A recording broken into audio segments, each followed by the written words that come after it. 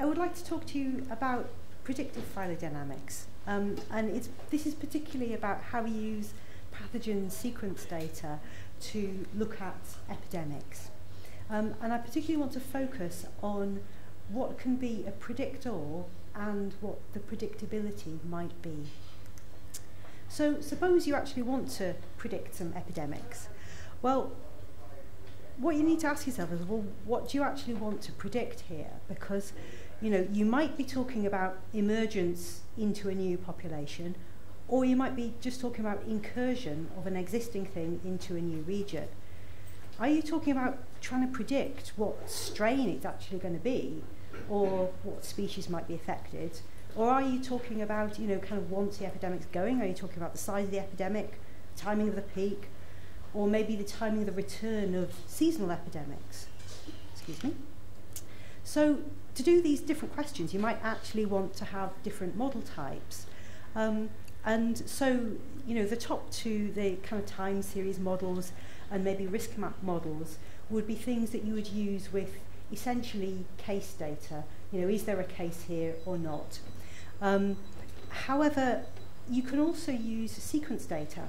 And sequence data might give you a type of model, I would call it a genotype-phenotype model. So it might be you have this mutation and you have this phenotype, and that phenotype might be this is a more virulent virus, this virus spreads more easily in certain species. And also, you can use sequences in phylogenomic models. So, our sequences, on the left here, you can have different types of mutations. So the first picture there is the ones of the nucleotides. And these are essentially the DNA or RNA of the pathogen, and they can have mutations. You can also, those sequences, when translated to the amino acids, you can have mutations which only affect the nucleotides, or mutations which actually change the amino acid. If you change the amino acid, you may well change the phenotype. Additionally, you can have things which have insertions and deletions, and this might also affect the phenotype of the virus. Those amino acids and insertions and deletions are typically things that you would group together to make a strain type. So you would say this strain has these mutations. However, you can use the sequence data for more than that. Because you have these nucleotide mutations, and because they happen at a more or less constant rate, and I'll explain that in a minute, then you can use this to kind of time what happens and look at who infected who. So in this picture here, and I'm going to point actually. So we have your sequences. You make a tree from sequences. The coloured dots are representing the year, and you can kind of see that they are accumulating mutations over time. And if you plot along the bottom here, the distance from this point there, that root point, and this is genetic distance, and if you plot that here, in the time there, you get a kind of lovely straight line, which is representing this more or less constant molecular clock accumulating mutations over time. So, if we think of our different pathogens, we see that actually, you know, you have enough information. An RNA virus will generally evolve quite quickly. And when I'm talking about this, I'm talking about going from one individual to another individual. So the mutations that accumulate between individuals, rather than the ones that accumulate very fast, like within one individual, right? And you have some other assumptions that you have got this transmission and it's kind of going on and it's not like sticking around in the soil or anything. So for our RNA viruses, you can expect maybe 10, maybe even 100 mutations in a year. And this is enough to do this kind of modelling. DNA viruses are generally more conserved, but still you have some mutations. Bacteria, point mutations are very slow. They do, in fact, generate their variation by horizontal gene transfer. However, If you were to look at a longer time frame, you can still use these techniques.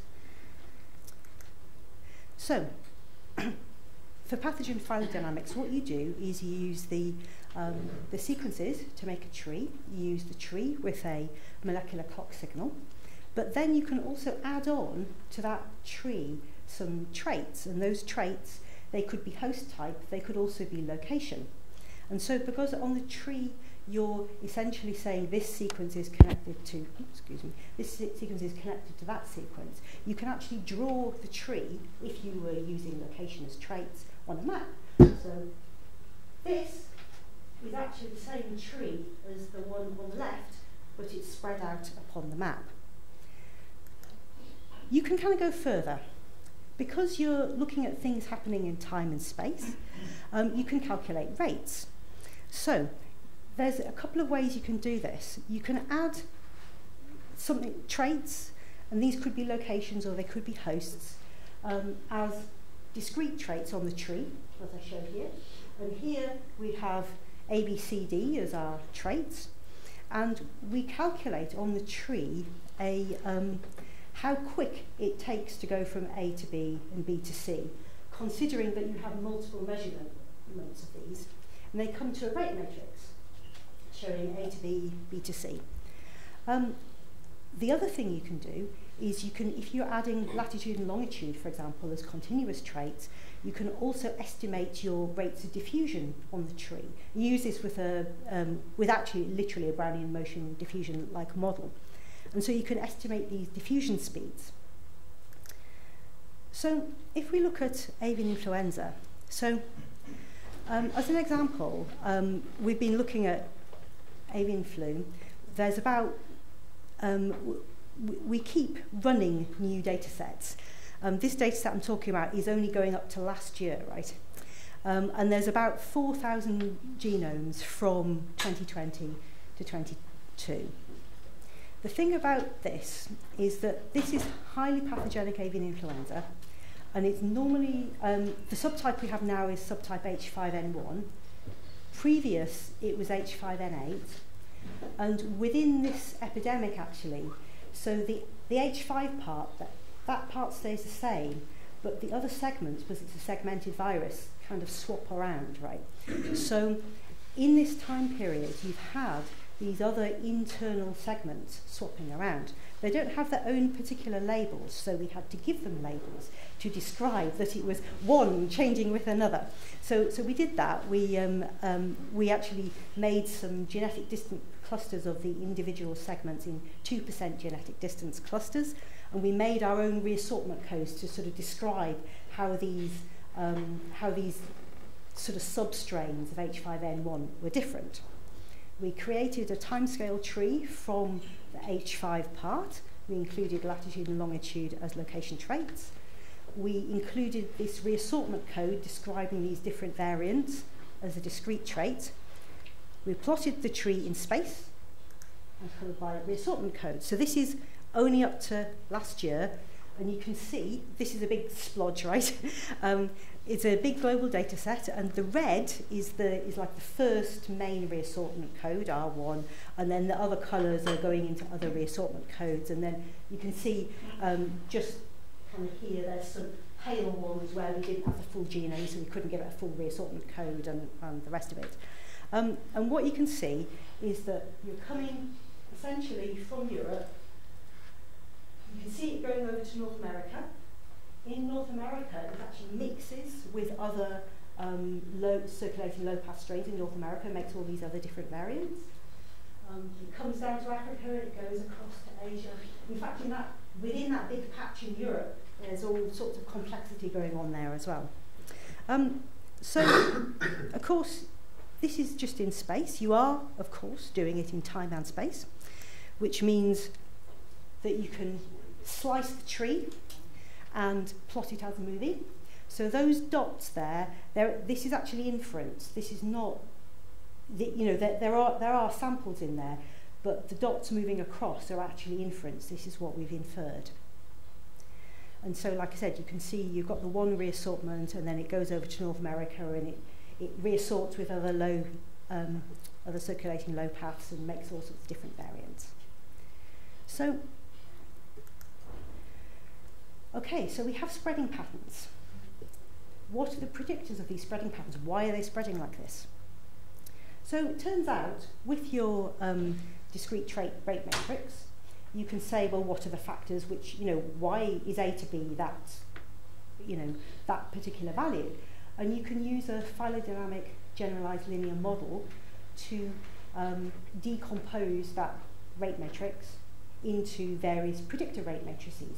So that might be host densities from and to, that might be distances, something like this. On the continuous trait side, because you've got essentially a random walk dispersion, so that on the tree you have a path through the tree, and what you can say is, well, is that path through the tree, and that's through time and space going through the tree from one point to the other, right? Does that correlate with a path through a predictor raster? So imagine you have a landscape, and imagine you have like a mountain in the middle, right? So obviously going over the mountain at the top is going to be longer than going around. So you're correlating these paths in the tree with the paths in the predictor matrices. And so some examples. So as was mentioned yesterday, Gran Luigi's been looking at this as an example of M-bovis spread in North Cameroon, and he has his tree on the left there, and he has his spatial tree in the middle, and he was looking at these things which could, what is it that predicts that spread, and he was considering, in fact, 9 environmental predictors. Now, a predictor, in this case, this is essentially a map, right? So you have a land cover map, you have a water bodies map, you have cropland and grassland, and then you see which of these are correlating with this dispersion. And he found that, in this case, it was forest cover and elevation that was looking like it was kind of predicting why you have this spreading pattern. Going back for a moment to our H5N1. So this is a zoom in of what's happening in Europe. It's slightly recoloured. In this case, the blue one is the first one and the red one is the second one. And you can see it, and it's essentially 3 main reassortments. There's a few more. So what is predicting that? Well, we gave that a go as well. And this is done in conjunction with Lulu on our VEO project, which is a European consortium project. And there we were looking at, in fact, 40 different risk factors, including things like biodiversity, bird flyways, the climate, the elevation.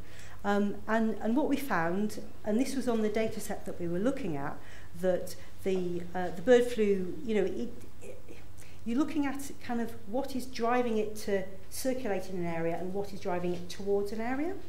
And so, kind of unsurprisingly, we found areas with high poultry density and high human density were kind of important. Of course, you do have probably a bit of sampling bias going on here as well. There are stuff we can do to try to mitigate that.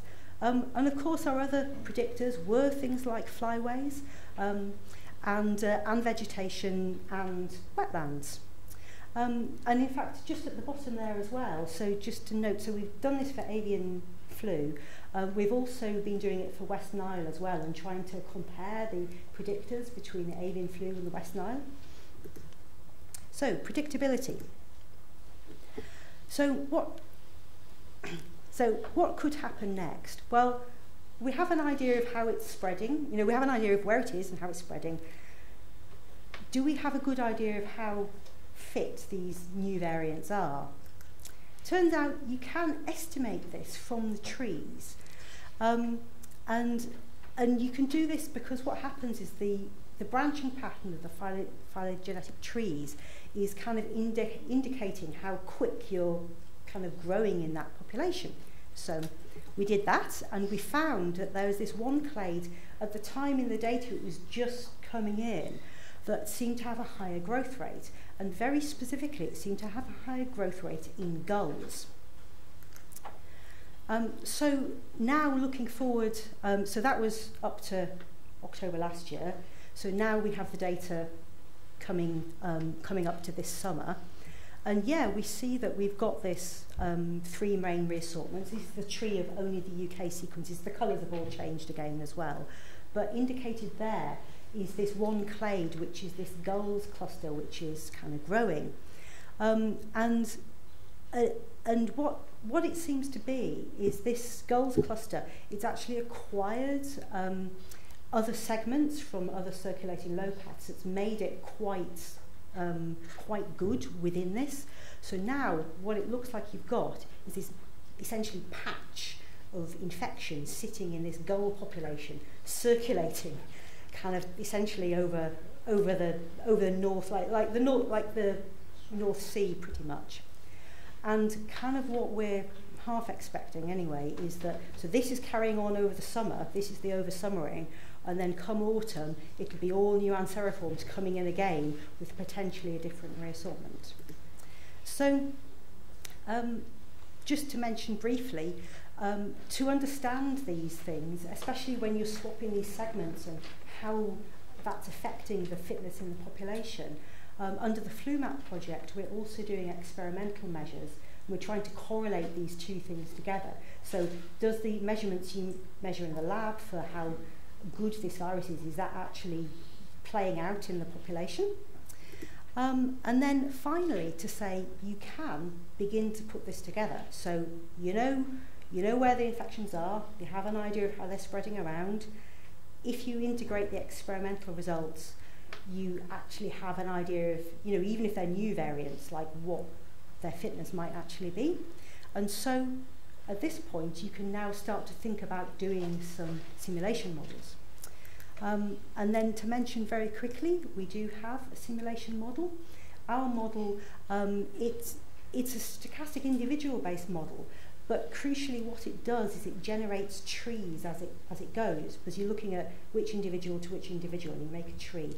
But then what you can do is you can feed the trees into a sequence simulation model, and we have quite good ideas about how quick different mutations occur, at different positions, different mutations occur. So we potentially can simulate at least the case of, what mutations are we expecting to come in the future. And so with that, I would like to say thank you very much. And thank you to a whole range of people, firstly at Roslin, secondly at EPIC, within our Ecology and Evolution of Avian Influenza project, within our VEO European Consortium, and within the FluMap project. So, thank you very much.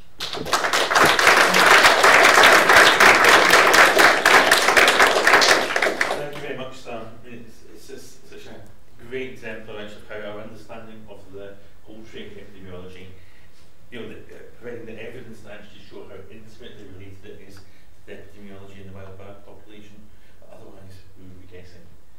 We're going to have questions at the end, so I'll ask you to hold on to your questions for Sam until we get there.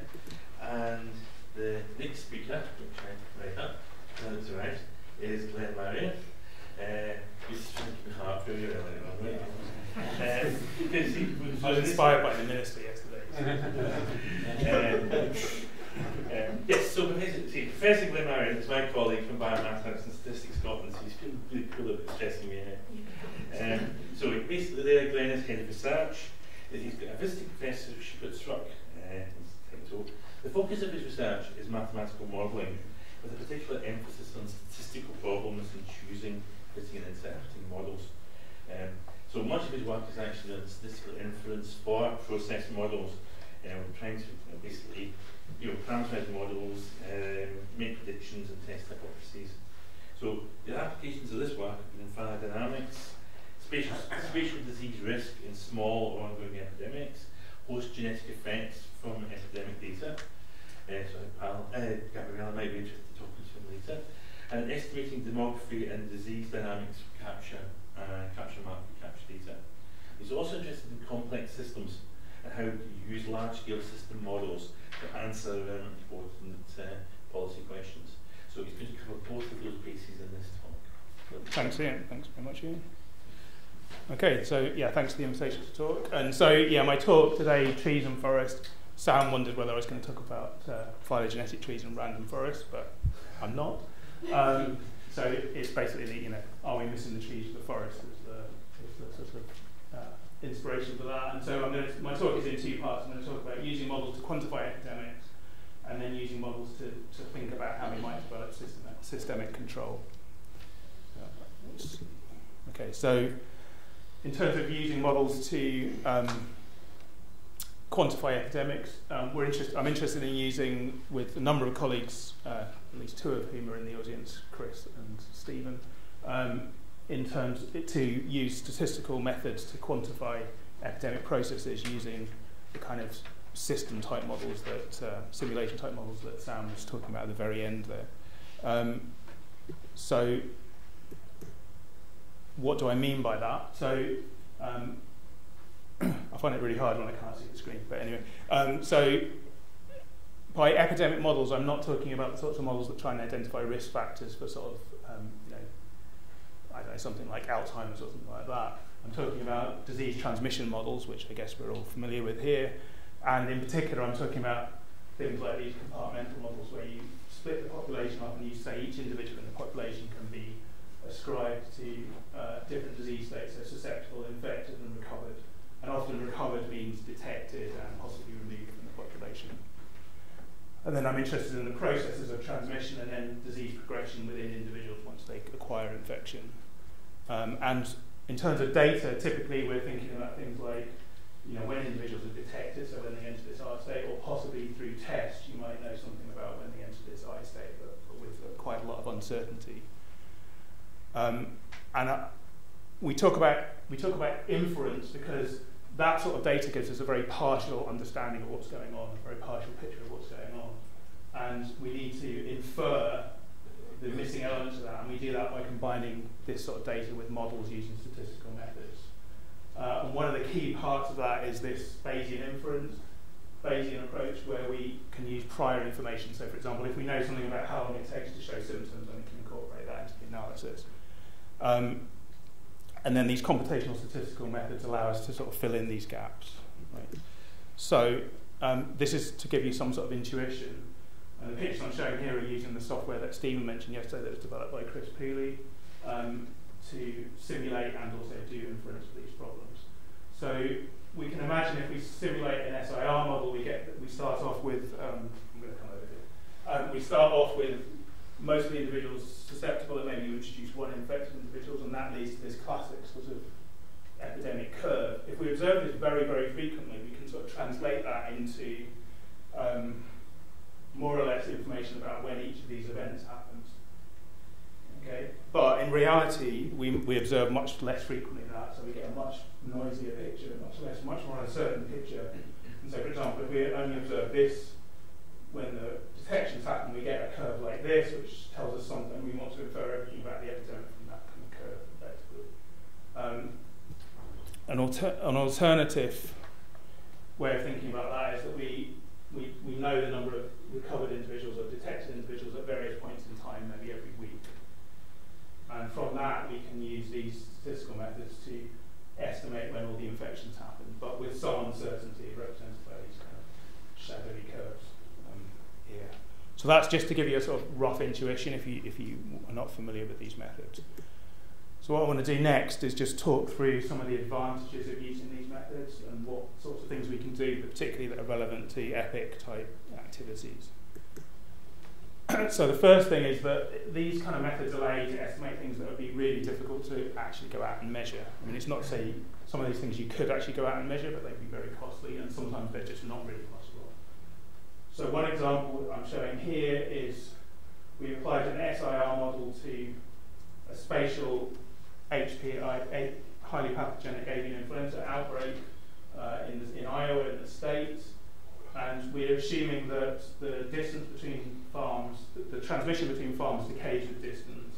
And we also assume that there's some kind of background infection where perhaps could be explained by wildlife. Okay. And we're able to sort of apply these methods and, so for example, infer the number of cases out of these 77 that were detected potentially from wildlife. There's quite a big uncertainty with that.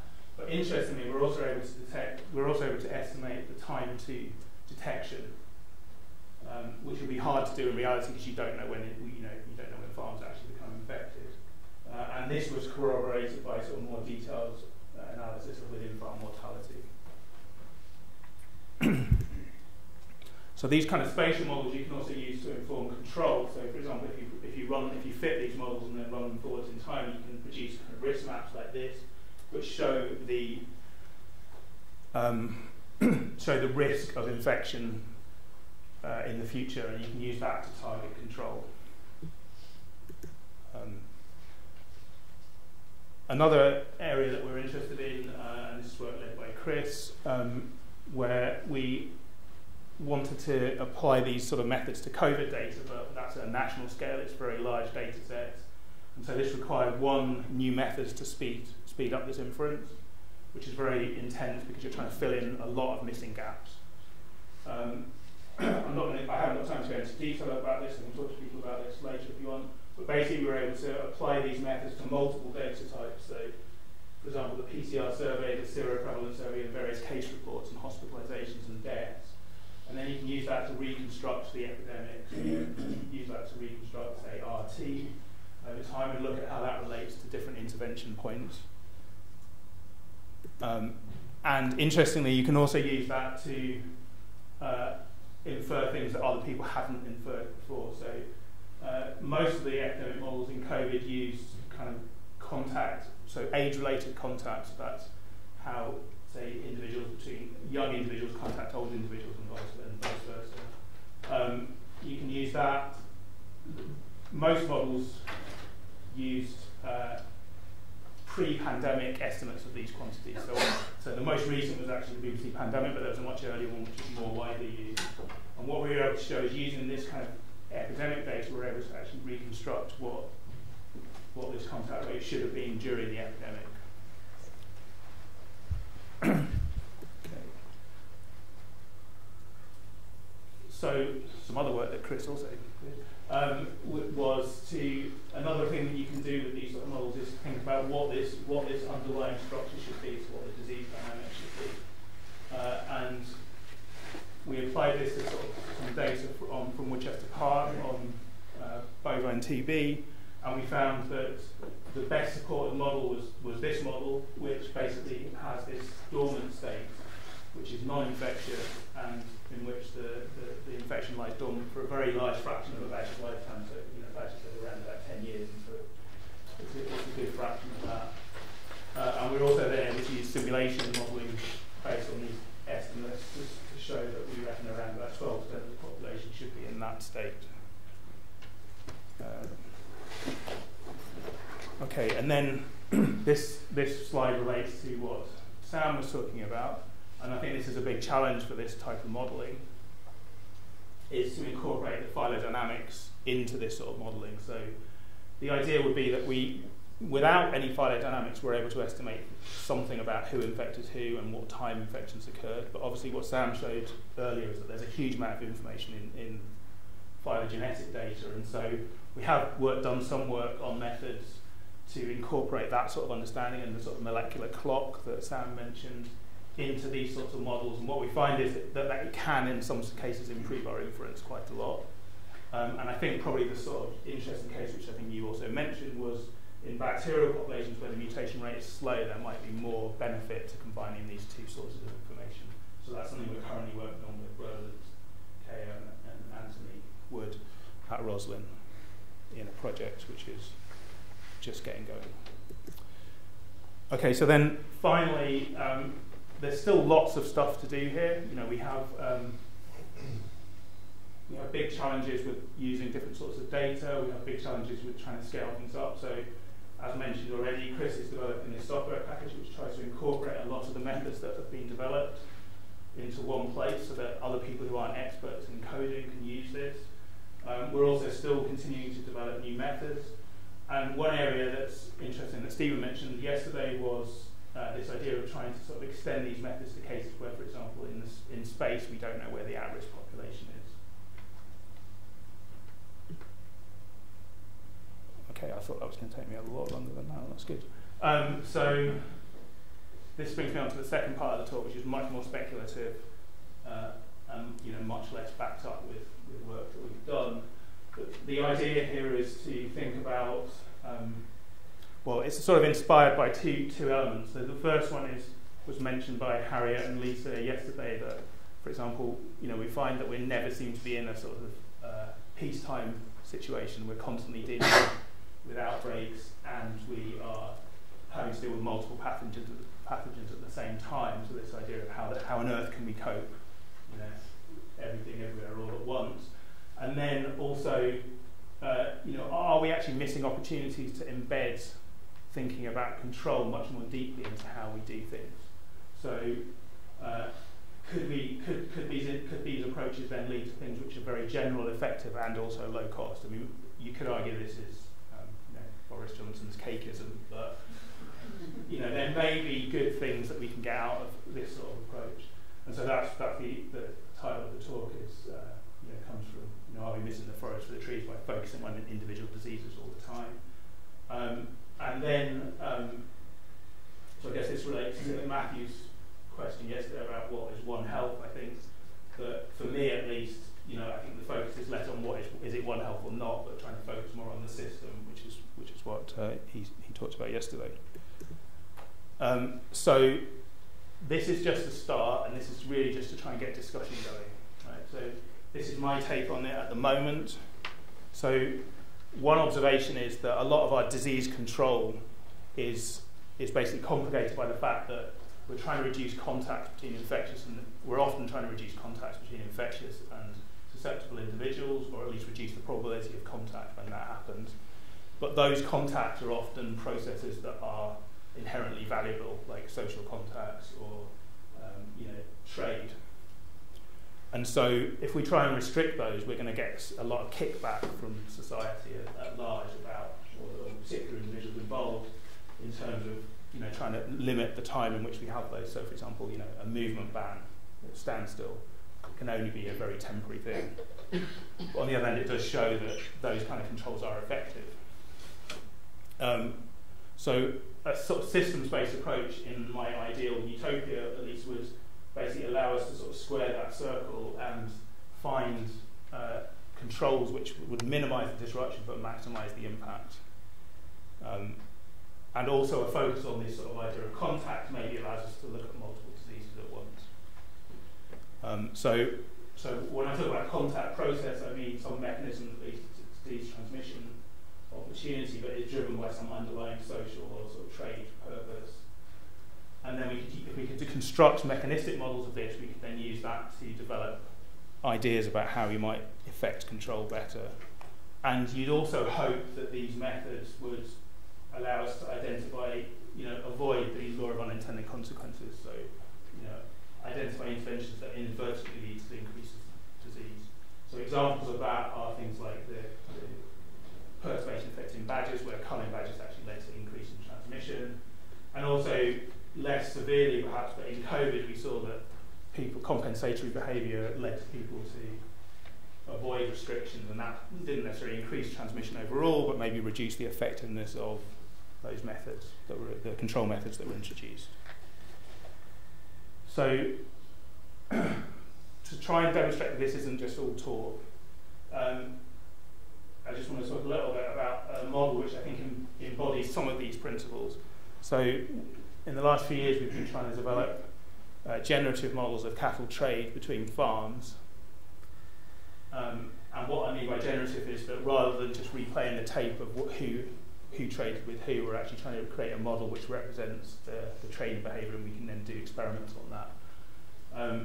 So the idea with this is that each individual, i.e. each farm, has got a certain supply, a certain need for supply of animals and a certain need to supply animals. So they create demand and they also create supply. Some farms might do both, some might do one or the other. And then that demand is then satisfied by trade, which then matches up supply with demand. And we can use the cattle trading scheme data to actually understand what that need is for different farms, historically. And so we can use that to parameterize different farms. And so to some extent this model represents a digital twin of this system. And then the other interesting thing we find is that you get this sort of classic kind of power law-like structure. So you have lots of very small farms which don't do much trading, but a few very big ones that count for an awful lot of it. Okay, and then the model itself is represented by this diagram where this farm needs to buy animals. It has some kind of list of potential traders that it can buy from. This can get updated, and then it chooses at some point to buy animals from this farm. So if you fit that to data, we kind of get pretty good fit. So if we look at the flow of animals from the simulation versus the actual data, we find we get a really good fit. I'm not going to show you all the details of it. It's not a perfect model by any means, but it's surprisingly good, I think. We can then add a disease dynamic on top of this. So I'm just going to add the simplest one I can think of, which is to say that farms that are susceptible can be infected, and then they can recover over some time period. The time period on which they recover, gamma, represents how much biosecurity you might want to implement. If this farm now trades with this farm which has infected animals, there's a chance that the animal that it buys is infected and then goes on to infect that farm. And then if this farm trades, it could potentially spread further. So you have this sort of big network of farms that are spreading disease. And also the batch size, so the number of animals that they buy on has an impact on what the probability is. So if I buy more animals, I'm more likely to get unlucky.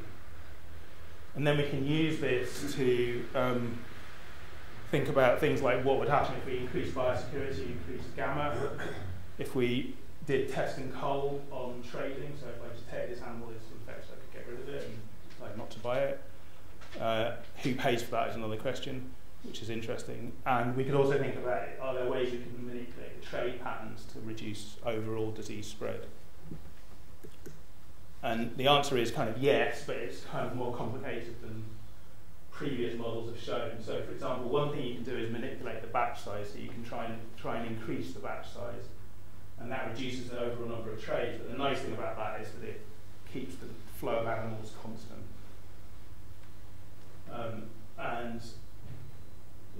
So for example, what happens then is that you get, when you introduce this, what you find is there's an initial adaptation period where there is some disruption depending on how severe this restriction is. But within about a year, things go back to normal. And then you see that there is some reduction in prevalence of this endemic disease that we're trying to control. And but what we find is that this is less than in previous models that didn't incorporate this kind of more complex behaviour in terms of farms trying to meet their own demands.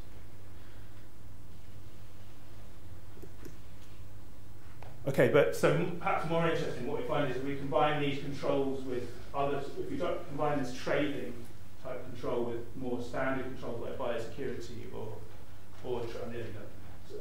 trade or test and cull, we get a sort of synergistic multiplicative effect, so more than the additive.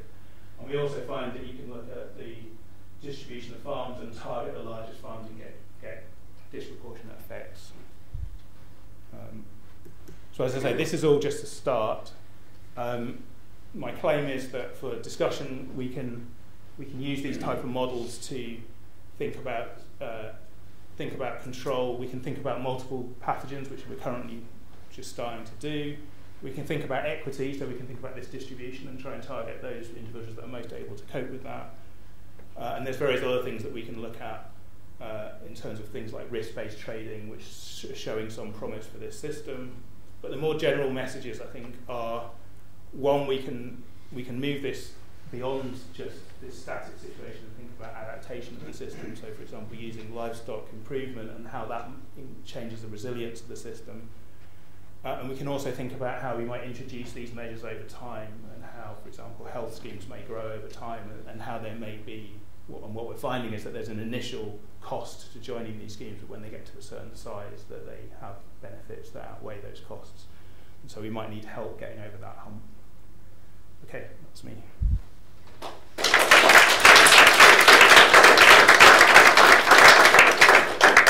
Excellent. Thank you, Glenn. I was really hoping that you would read during the trading model. You did.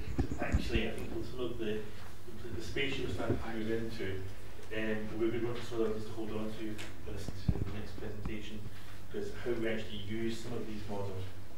Right, so I'm delighted to introduce our external guest speaker for this session. I just realised I failed in the fundamental thing of our chair session, just check how you pronounce your guest's surname. Elsenbroich. Really easy. You say Karina, I say Elsenbroich, and then that's fine. This is Karina. Elsenbroich. Who's going from the University of Glasgow. She's a reader in computational modelling in social and public health science at the University of Glasgow. Her undergraduate studies were in philosophy, and her PhD research was in computer science. We were doing logic for ablative reasoning, finding the most sensible and coherent conclusion from a set of observation and movements of evidence. So after some time as a policy researcher in the private sector, she moved back to academia and joined the Centre for Research in Social Simulation in the Department of Sociology at Guildford and Surrey. But then ultimately, again, she has moved to Scotland, joining the MRC CSO Social and Public Health Sciences Unit. Describes herself as a complexity social scientist, introduced the methodological and epistemological aspects of novel methods, in particular computational methods such as agent-based modelling. So sort of the penny hopefully starts to drop, why I was keen for us all to meet Karina. We published on aspects of ontology, explanatory power, and context validity in modelling. And you've worked in dynamic social networks of juvenile delinquency, neighbourhood effects of extortion and racketeering, and collective reasoning in social dilemma situations. And also particular interest to EPIC, given our remit, as a co-investigator in the Centre for Evaluation of Complexity Across the Nexus, and co-director of the System Science and Public Health and Health Economics Research Initiative. These are both projects which are funded to basically feed evidence to policy. So again, in those domains, Karina is doing kind of exactly what we are trying to do in EPIC in our domain. So I think there's a lot for us to learn. Karina. There's almost nothing left to say for me now after that introduction. So I'm animating my slide. Just look at that. They're all moving and they're all making the same circle. Just keep that in mind. So I'm going to talk about justified stories using simulations for scenario exploration. There's not a single equation on my slides. I warn you now. Or don't warn you. Okay, I'm going to talk a little bit about agent-based modeling and then get back to these justified stories that I want to talk about. My slides aren't quite, oh, they seem to be cut off at the bottom. That's PowerPoint. Agent-based modeling is a computational modeling method that allows you to experiment in a computer for models in which you construct agents that behave autonomously and interact with each other and within an environment. Don't worry, that becomes clearer in a moment. So an agent-based model consists of an environment which has agents in it. They are somehow connected, for example, by friendship links. And they move or they do something autonomously. Here they have the instruction, move one step. And each agent moves one step in a random direction. Or we can give them more interesting behavior rules like follow your friends. And now here in an environment with a set of network connections as friendships, we already get a pattern of we get a macro pattern out where we're having two friendship groups which are disconnected, one very large and one very small. Okay? Just from very, very simple behaviors. The idea of agent-based modeling, this is moving, right? Yeah, it's moving. Goes back to chaos theory, complexity theory, Santa Fe Institute from the 60s onwards to really try and understand how we can understand macro patterns and regularities within the world that are resulting from chaotic starting points, and to conceptualize the world really as these interactions of subsystems or agents or individuals or parts of the system. So here we have the flocking birds in the bottom corner, for example, there, which only have the rule that they have to sort of follow another bird, and all of a sudden you get these flocking behaviors, which we can see in the skies. Applied to the social sciences, this can model loads of different things. The big one, the orange and blue one, is the Schelling model of social segregation. It's a classic agent-based model where Thomas Schelling, big economist, Nobel Prize carrier, started off thinking, why are cities quite so segregated? And started off thinking about, well, what happens if people have a very, very slight preference to have their neighbors of their own color? And started moving them about on a checkerboard and got levels of segregation very, very quickly, as you can see there. Or we can look at, in the social sciences, the red one here is how a virus or how a rumor spreads through a population if everybody tells the rumor to one of their neighbors in every time step. The bottom here is how full a bar will be. It's sometimes very important to know, especially in the grass market when you hear the live music and you go, no, I'm not going in. Okay, so what can these models do? What are they good for? And agent-based models have three really important things that they're particularly good at. That is heterogeneity, spatiality, and emergence. Heterogeneity, unfortunately my simulations don't run as long as I want them to run. Never mind. Heterogeneity is about the diversity of your agents or the diversity of the parts of the system that you're modeling. And I wish I could have done these slides after I'd been to this conference, but unfortunately not. And I'm not an animal health person or even really a health person that much. I'm a social scientist. But I learned yesterday that, for example, foot and mouth disease has completely different transmission and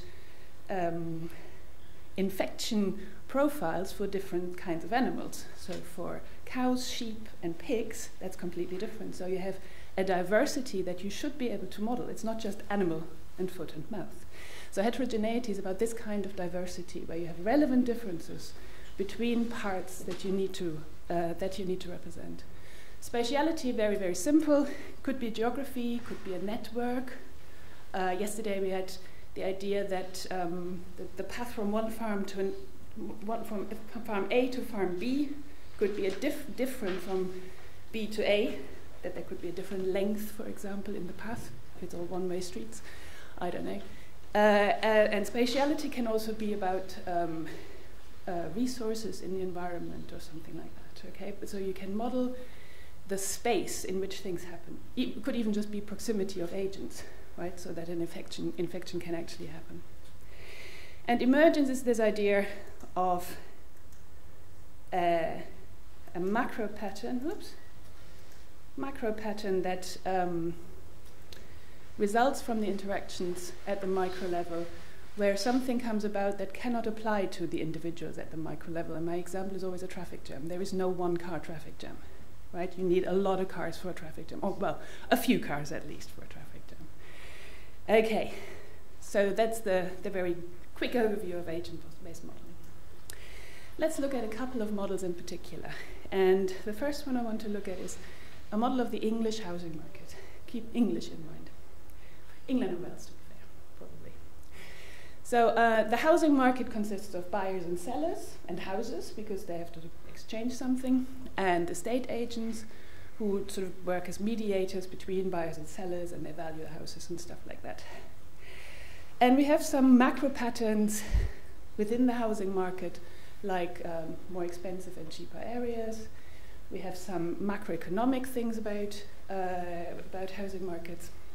For example, housing bubbles, so increasing prices, and all of a sudden we have drops in the house prices. So this model was developed by Nigel Gilbert at the University of Surrey with PricewaterhouseCoopers in 2006, 2007. The housing crash happened in 2008 when they just published, and we thought, if only we had this done before, you know, we could have actually done something interesting. Anyway, here we have these little yellow dots, which are the estate agents, and they have their circle of influence where they know the houses. And we, well, the model consists of estate agents, buyers, sellers, and houses.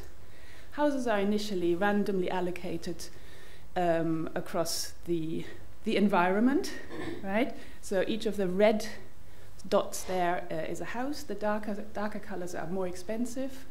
So there's a random distribution of prices.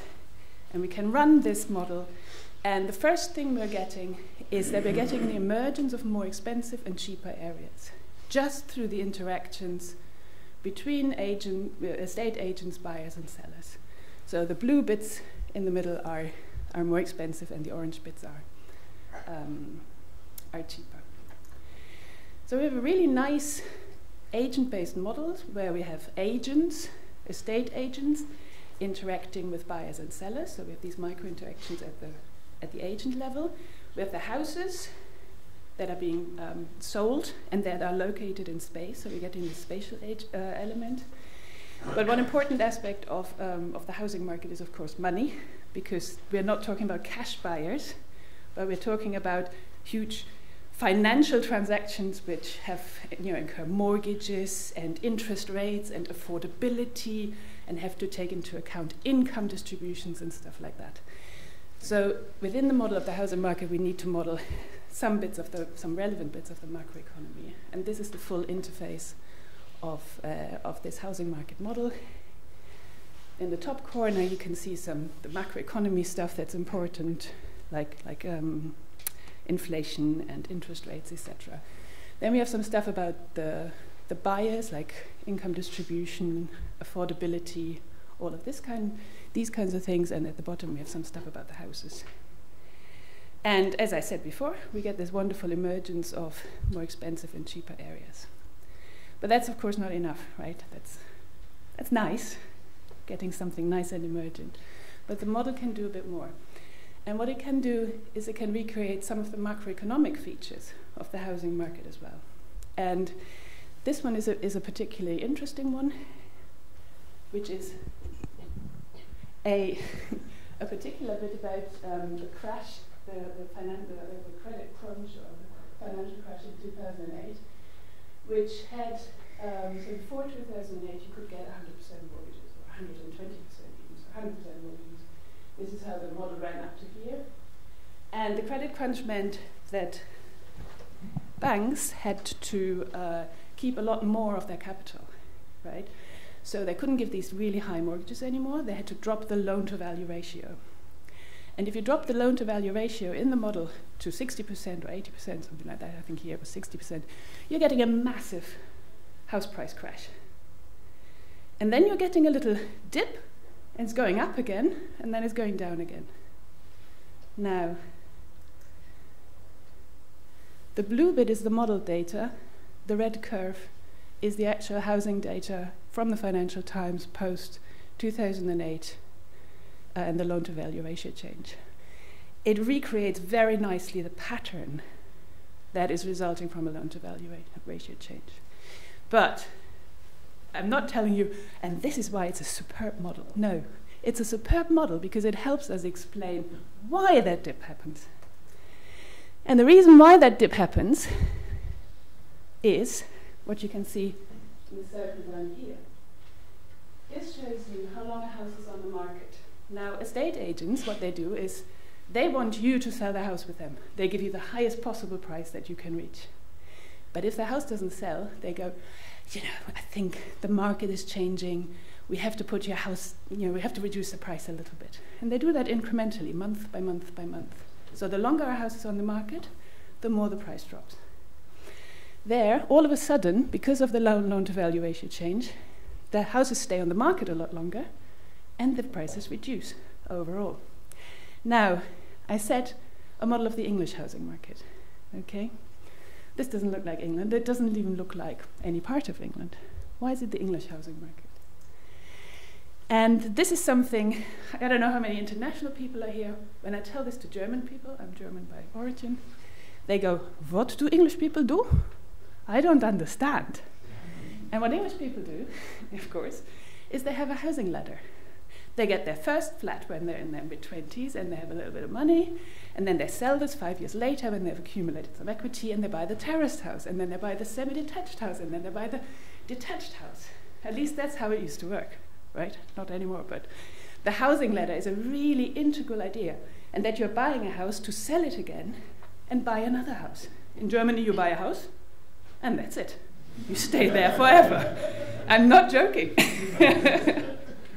Okay. And you need this kind of ladder to get this massive housing crash. Because the reason why the houses stay on the market is you're not getting the first-time buyers. First-time buyers are the ones that need to have this huge chunk of capital without house ownership to start with. Yeah? And because they can't get in the market with loan-to-value ratio change, all the other houses are staying on the market because they can't find a buyer in this chain thing. So you're getting this chaining of events, and that's something you can recreate in an agent-based model.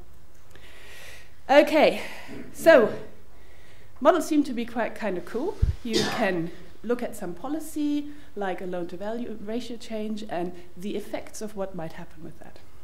It also showed us some spatial features, and it helped us explain or tell the story of the first-time buyers that that couldn't get on the market anymore, and the repercussions for the housing market. So that's much smaller than I expected. So we can make predictions and adjust the policy accordingly. And this is really where I want to go. No, we can't. Despite this model being really lovely, helping us explore what happens to the macroeconomy, what happens to house prices, etc. Let's look at another example that you are much more familiar with, the COVID pandemic. Agent-based modeling, I mean, before COVID, nobody knew what agent-based modeling was. Post-COVID, people go, oh, that's why we had the lockdown. You go, no, not this direct inference, please. Anyway, so COVID hit. The government all of a sudden had to make decisions on very limited data. And I mean, really super limited data, right? They were going, what's the R rate? I don't know. Oh my God, we can look at Italy. Oh my God, no, if Italy hits us, that's going to be terrible, right? It was absolutely, there was no data to actually model with. But they had to make decisions, really important policy decisions. At the bottom you see the traditional SEIR model, and thank you for Glenn that you walked through all these things already, so it connects really nicely. What I want to look at, or what I want to focus at, so of course an epidemic progression is an SEIR model problem, right? You're getting these population chunks, and that's how you're going through it. But what is really important is the transmission process, and to look at the transmission process in detail. And how you can potentially curb it depends on how the virus is transmitted, airborne, water droplets, whatever we had for COVID initially. Everybody was wearing gloves and washing their hands 4,000 times when they went to the supermarket. And it matters what the transmission process is, right? Not just, how many people get infected to then progress into some other state. So this is a COVID model that was developed by my colleague Jen Bedham and colleagues up in Durham. It was developed together with the hospital trust, health trust, something like that. A big policy organization that deals with health and illness and hospitals within a region, so in the Northeast. And this model, it's an agent-based model, as you can see. Looks a bit like the housing model, just a bit different. And what it does is, first of all, it looks at the spatiality of transmission. So you have agents located in space. They could be inside, so this little gray box that you can see, that's an inside, and the white bits are outside. And then you can look at the transmission probability of a coronavirus in that spatial setting. And you can look at differences already between inside and outside transmission. What if you keep people outside? What if you make them distance a lot? And you can look at the spread, pandemic spread, through that. The model has then got, so people are just distributed spatially and get infected and go to hospital if they have to. Then the model looks at interventions that you can do, and that could be things like only shielding the high-risk population, a complete lockdown so that nobody can there's no transmission left, or very, very little transmission left.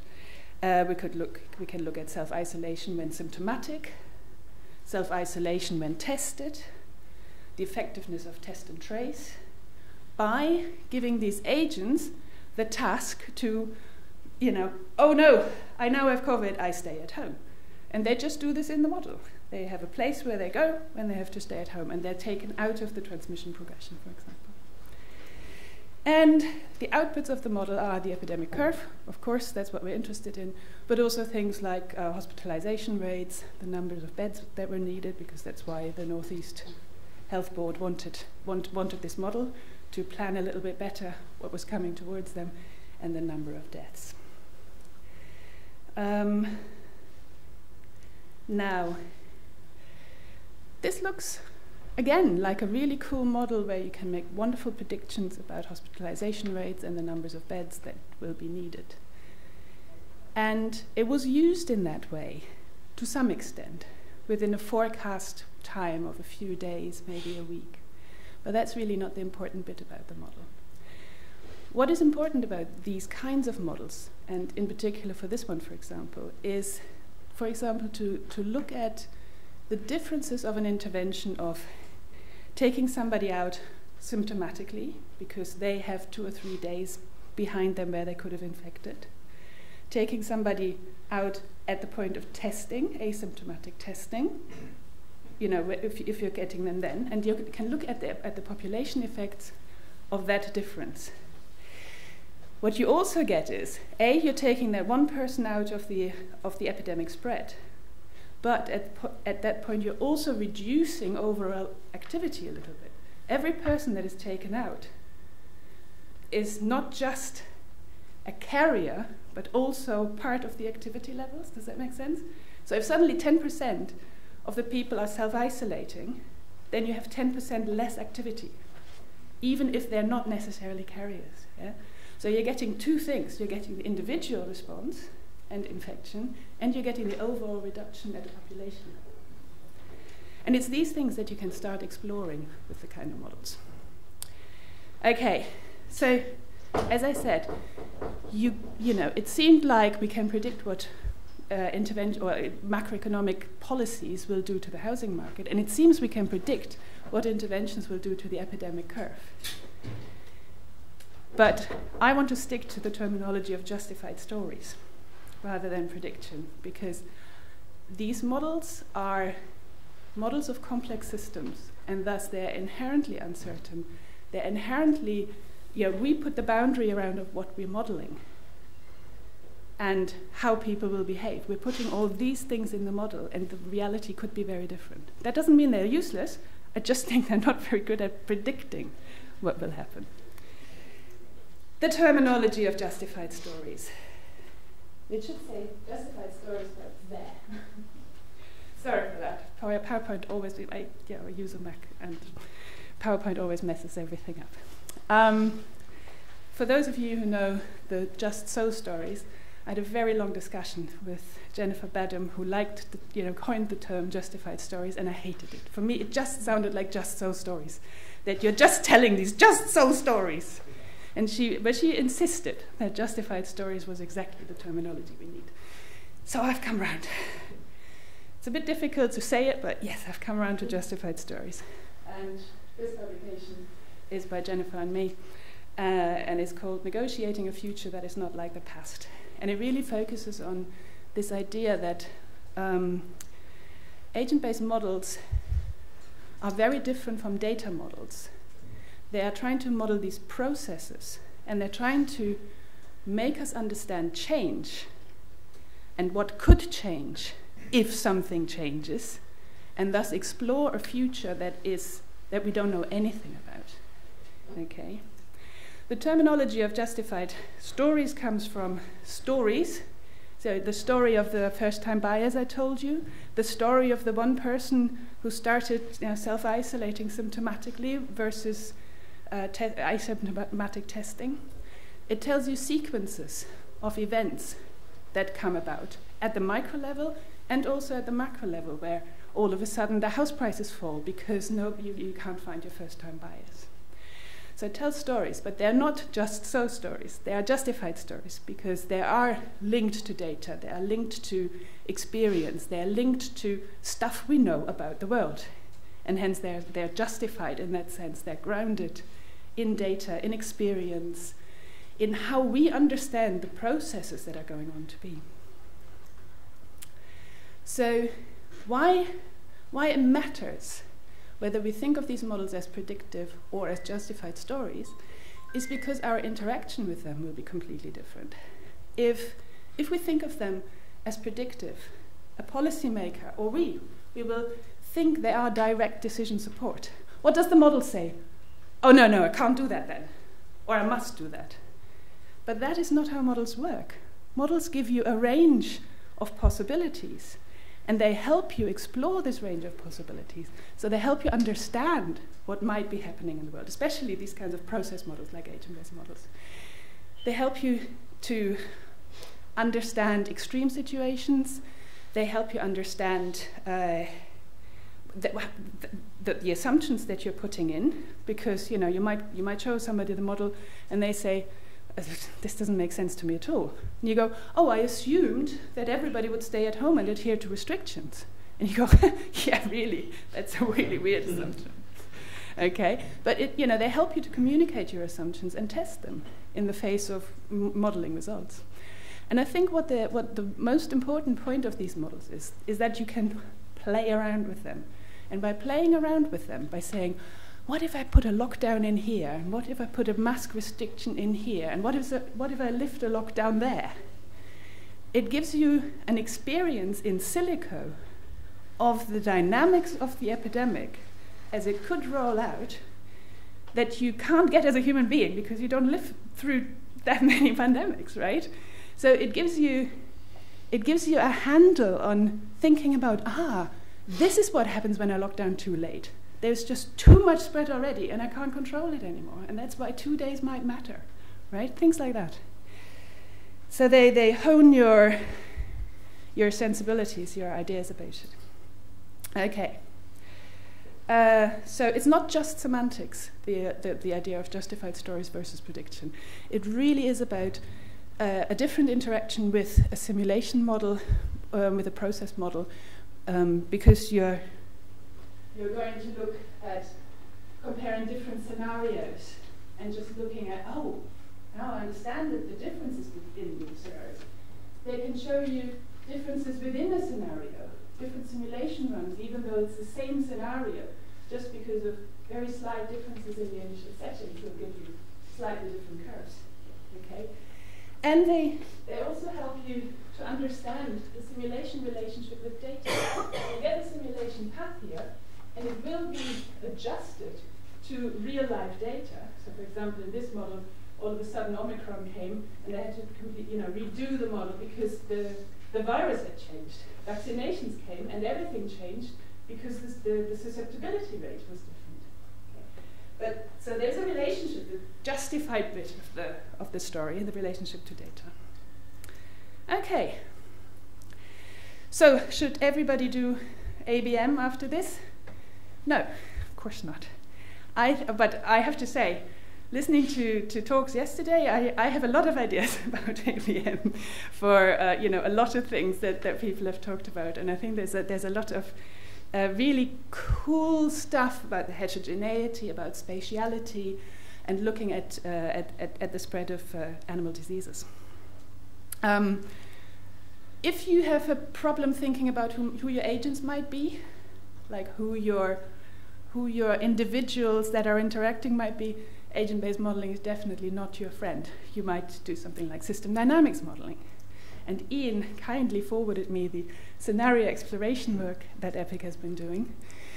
And at the surface, it looks a bit more like a system dynamics idea of where you're looking at farm profits and the size of the farms and how reporting and sampling relates to disease outbreaks and all these sort of inferences.